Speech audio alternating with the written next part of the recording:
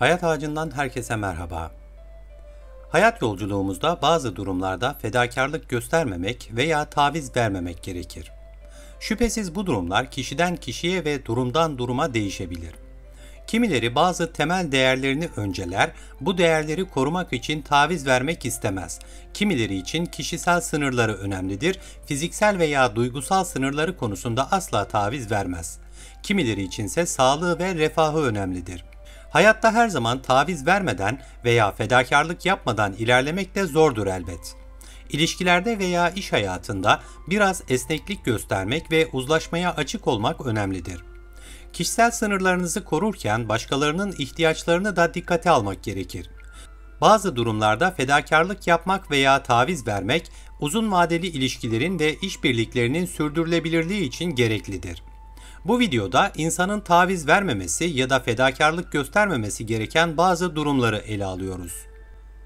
Fiziksel ve zihinsel olarak sağlıklı olduğumuz sürece düşüncelerimiz, eylemlerimiz, ilişkilerimiz de sağlıklı olur. Bu açıdan hem zihinsel hem de fiziksel sağlığımızı korumak son derece önemlidir. Zihinsel sağlığı ihmal etmek, stres, kaygı ve depresyon gibi sorunlara yol açabilir. Yoğun iş temposu, ilişki sorunları, finansal zorluklar veya diğer stres faktörleriyle başa çıkmak için kendimize zaman ayırmamak, zamanla bizi tükenmişliğe sürükleyebilir. Fiziksel sağlığımızı ihmal etmek de uzun vadede ciddi sağlık sorunlarına yol açabilir. Sağlıklı bir beslenme düzeni, düzenli egzersiz yapma, yeterli uyku alma, sigara ve alkol gibi zararlı alışkanlıklardan uzak durma, vücudumuzun ihtiyaçlarını karşılamak için önemli adımlardır. Her insanın bu iki konuda kendisine öncelik vermesi, bunlardan ödün vermemesi, fedakarlık yapacağım diye kendi sağlığını ikinci plana atmaması gerekir. Bağımsızlık ve özerklik bireyin kimliğini, yeteneklerini ve potansiyelini gerçekleştirmesine yardımcı olur. Bireylerin kendi kararlarını kontrol etme, istedikleri şeyleri yapma ve mevcut koşullar dahilinde hayallerini takip etme özgürlüğünü ifade eder. Kendi değerleri, hedefleri ve tutkuları doğrultusunda yaşamak için bu gereklidir. Bağımsızlık ve özerklik, bireye kendi önceliklerini belirleme yeteneği ve yaşamını kendi seçimleriyle yönlendirme gücü sağlar. Bazen başkalarını memnun etmek veya hayatı daha kolay hale getirmek amacıyla bağımsızlık ve özerklikten ödün verme durumu ortaya çıkabilir. Bu, kısa vadede bazı avantajlar sağlayabilir ancak uzun vadede pişmanlık duygusuyla sonuçlanabilir. Çünkü başkalarının beklentilerine uyum sağlamak gibi bir yol seçmek, kişinin kendi gerçek arzularını ve hedeflerini ihmal etmesine yol açar. Kendi mali refahınızı önemsemek ve öncelemek hem size hem de sevdiklerinize güvence sağlar ve beklenmedik zorluklarla başa çıkabilmek açısından önemli bir temel oluşturur. Başkalarına yardım etme isteği takdir edilir bir şeydir ancak kendinizi ve sevdiklerinizi korumak için öncelikli olarak kendi finansal istikrarınızı sağlamanız önemlidir. Bu size bağımsızlık ve özgürlük sağlar. Acil durumlar için bir kara gün bütçesi oluşturmak, birikimler ve yatırımlar yapmak, emeklilik için birikim yapmak her insanın öncelemesi, taviz vermemesi gereken durumlardır. Kendinizi ve sevdiklerinizi koruyacak bir finansal temel olmadan başkalarına yapılacak yardımlar da sınırlı olur. Bu nedenle önceliği kendinize vermeli, yardımlar konusunda dengeli bir tutum izlemelisiniz. Taviz vermemeniz gereken durumlardan biri de kişisel sınırlarınızdır. Sınırlarınızı korumak, sağlıklı ilişkiler kurmanızı sağlar ve kendinize saygı duymanıza yardımcı olur.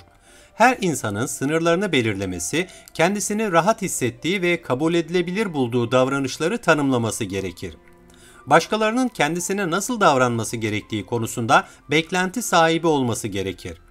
Şüphesiz belirlenen sınırların korunmasında tavizkar davranmamak, bu sınırları başkalarıyla paylaşmak için açık ve dürüst iletişim kurmak gerekir.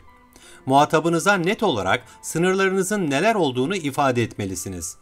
Sınırlarınıza saygı gösterilmesini sağlamak için tutarlı olmalısınız. Sınırlarınızın çiğnendiği durumlarda nazik bir şekilde bunu hatırlatmak, gerektiğinde kendinizi korumak zorundasınız. Odak noktanız kendi mutluluğunuz ve öz saygınız olmalıdır. Kendi hedeflerimiz ve amaçlarımızı gerçekleştirmek için profesyonel yaşamımızda bazen fedakarlık yapmak gerekebilir. Ancak bu durumda da dengeli olmak önemlidir. Sevdiklerimize olan bağlılığımız ve onlara zaman ayırmakla kendi kariyer hedeflerimize odaklanmak arasında bir yol bulmamız lazımdır. Fakat söz konusu olan başkaları ise kendi değerlerimizi ve kişisel hedeflerimizi öncelemeli, bunları başkalarınınkine feda etmemeliyiz.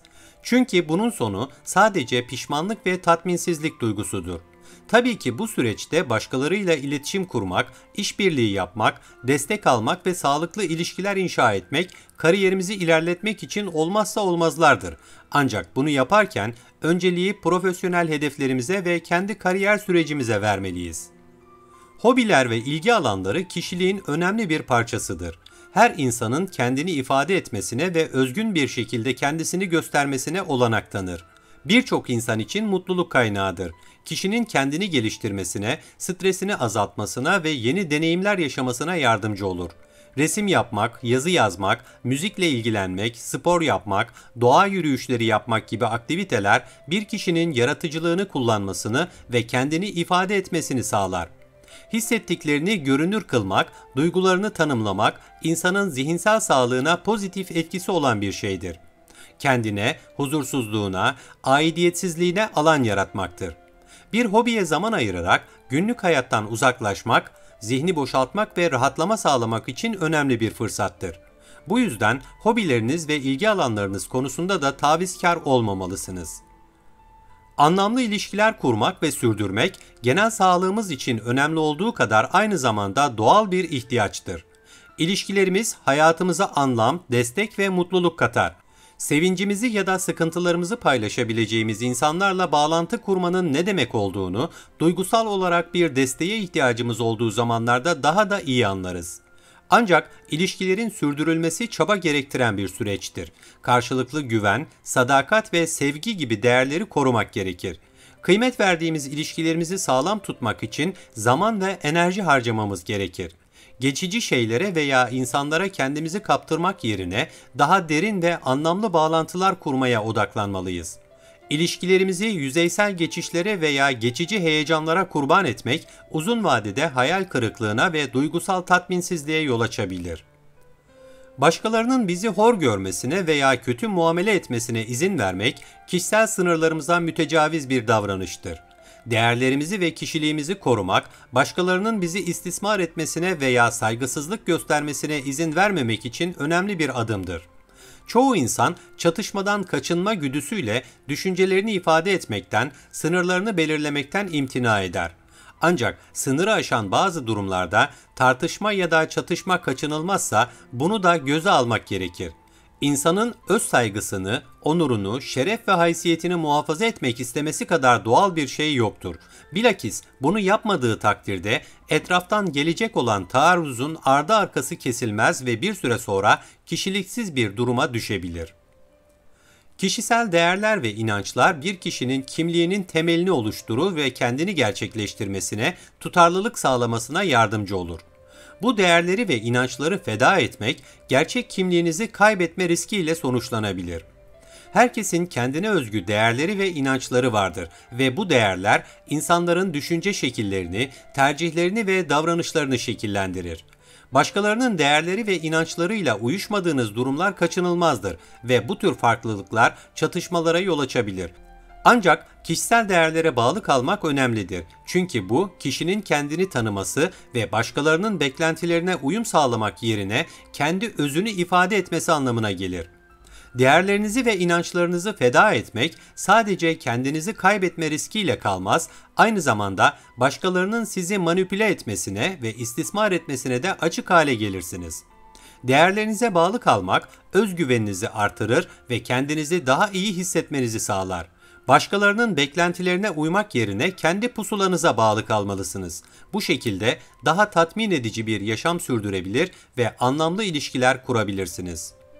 Videoyu beğendiyseniz Hayat Ağacı'na abone olmayı, yorum yapmayı, beğen butonuna basmayı ve bildirim zilini açmayı unutmayın.